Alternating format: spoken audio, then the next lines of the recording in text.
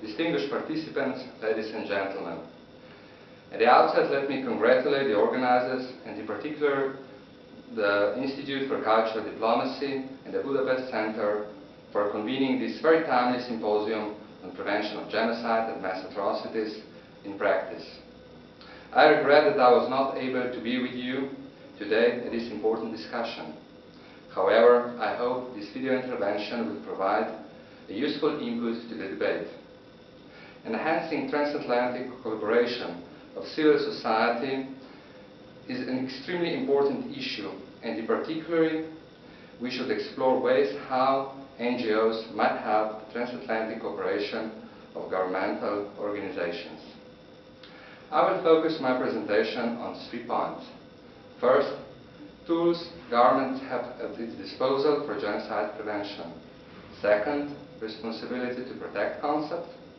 And third, the way forward, with special emphasis on the civil society. Turning to the point 1. It suffices to look at this conference program to see how many governmental organizations are involved in the genocide prevention activities. However, governmental part is much less developed in this area, although we should commend the progress made by the international community over the last 2 decades, after having witnessed genocides in Srebrenica and Rwanda. The UN has established the Office of the Special Advisor on the Prevention of Genocide. The Security Council has established 2 international criminal tribunals, and international community subsequently established the first permanent international court, which today counts 122 members. In addition, many other UN offices and agencies are closely linked to the genocide prevention activities, such as peace building, rule of law programs. We should recognize also the important role of regional organizations, which have also adopted their activities aimed at genocide and other mass atrocities prevention. Regrettably, despite this progress, the international community has still not made an end to genocide and mass atrocities. Even today, we are still hopelessly observing mass atrocities being committed on a daily basis. How can we go about this? The answer to this question is not easy. But this does not mean we shouldn't stop thinking of how to improve our action. There were several proposals presented in the last few years, all of which, in my view, deserve our close attention. Let me just highlight 2 of them: responsibility to protect concept, and the initiative of the former Prime Minister of Slovenia, Mr. Janez Janša, the Genocide-Free World. The latter initiative, developed together with the ICD, aims to combine existing activities in this area and to give them a strong political support for possible formal adoption. Let me now turn to my second point, the responsibility to protect concept. Slovenia has been a staunch R2P supporter since its historic endorsement in 2005 World Summit, where our then permanent representative to the UN co-facilitated its adoption. The R2P shifts the understanding of the principle of sovereignty as states, exclusive right to sovereignty, to an obligation of states to protect their populations from genocide and other mass atrocities. All states must assist each other in performing this obligation, and international community must act if a state manifestly breaches its obligation to protect. However, we can see that there is a lot of misunderstanding on the R2P concept. During the very well attended first European Regional R2P Focal Points meeting held in Slovenia on 10 April earlier this year, and a subsequent international academic conference organized by the law faculty, where we have honored also the presence of the UN Special Advisor, Mr. Dieng, we have noticed that R2P is often wrongly understood only as another way of a military intervention. This is wrong. R2P aim is primarily to work preventively. States must address with due care conditions conducive to the genocide and other mass atrocities.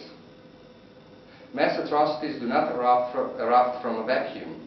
There are always clear indicators that violence will emerge and atrocities will be committed. Military intervention, while being the most visible part of R2P, comes only as a last resort. We should be clear that military intervention is not the difficulty of the R2P concept, but is the difficulty as such, irrespective whether it is part of the R2P or not. The R2P is therefore yet to reach its full potential. No difficulties can serve as an excuse not to continue advancing consensus and improvements to R2P implementation. It is precisely through dialogue and cooperation of all stakeholders, states, international and regional organizations, as well as, let me stress, also the civil society, that we can build bridges and remove gaps between policy and delivery. In particular, pillars 1 and 2 of the R2P deserve greater focus in the future. We need a constant dialogue, and the role of civil society in this process is indispensable. Let me also take this opportunity to assure you that Slovenia will support at its best such a discussion and will remain an active player both in multilateral fora and bilaterally through development and technical assistance programs, along with our participation in the security sector. Last October, the Slovenian government appointed me for the national R2P focal point. We have seen this highly beneficial for the implementation of the R2P concept. Focal points can exchange best practices and assist each other in developing policies that will lead to improvements in the implementation of the R2P concept and effectively prevent potential occurrence of mass atrocities.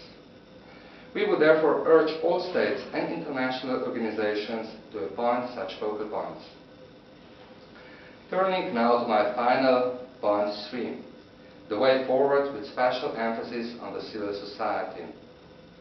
Before, I have mentioned that my government, together with Global Center for R2P, hosted the first European meeting of national R2P focal points. The meeting brought together representatives of almost entire European region, representatives of international and regional organizations, as well as civil society. The meeting was convened with the aim to assess existing structures and capacities for the implementation of R2P pillars 1 and 2 in Europe and then identify additional steps to be taken. One of the conclusions was that the role of the civil society in this process should be strengthened. The civil society possesses expertise and in-depth knowledge of the problems, but most importantly, it often bears a personal experience of the atrocities being committed.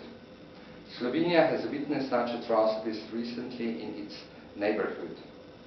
This gives us a particular moral obligation to do more in order to prevent future crimes.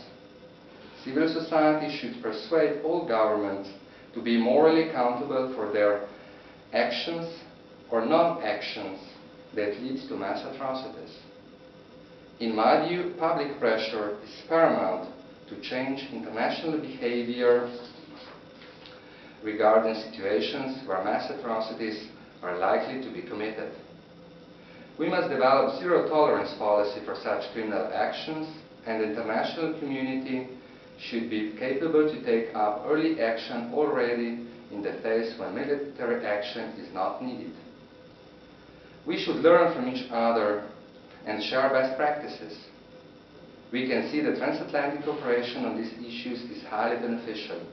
The US government has, through a prominent civil society project, established a robust atrocities prevention board, which has many tools at its disposal to effectively address genocide and other mass atrocities. The US Holocaust Memorial Museum has recently presented a draft atrocities early warning system which could be used worldwide. The EU is also carefully considering the ways on how to improve its response to mass atrocities and recently established a conflict prevention board. Further, let me recall the recent excellent report of the Task Force on the EU Prevention of Mass Atrocities, initiated by the Budapest Center. The report is an example of a very productive cooperation of the government and civil society.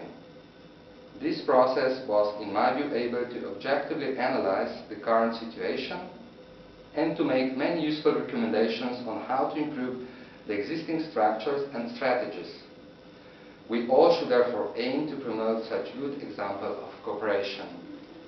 To conclude, I call on every participant to take an active stance to learn about the genocide and mass atrocities prevention, advocate for its goals, and contribute to their best abilities towards the mass atrocities prevention. Such complex and broad issue requires and relies on hard work and determination of each and every actor. Each and every one of us present here today can contribute to the global cause of atrocities-free world. A world where the almost famous "never again" exclamation will turn into reality. I wish you a very productive discussion, and thank you for your attention.